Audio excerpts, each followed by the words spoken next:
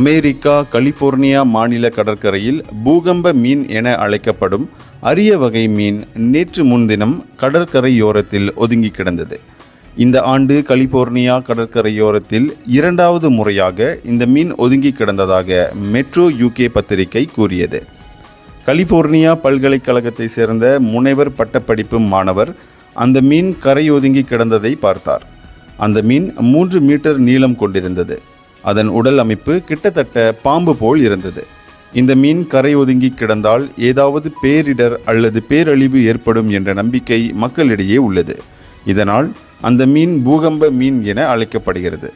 யாராவது இந்த வகை மீன் கரை ஒதுங்கி கிடந்ததை பார்த்தால் பூகம்பம் போன்ற பேரிடர் ஏற்படுவதற்கான அறிகுறியாக அது இருக்கும் என்று நம்பப்படுகிறது.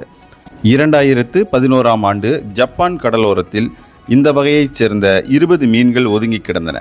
அதன் பிறகு ஜப்பானை 9 ரிக்டர் அளவில் கடுமையான பூகம்பம் தாக்கியது. இந்த வகை மீன் மிகவும் ஆழமான கடற்பகுதியில்தான் வசிக்கும். அதாவது ஒளி ஊடுருவ முடியாத ஆழ்கடலில்தான் இருக்கும்.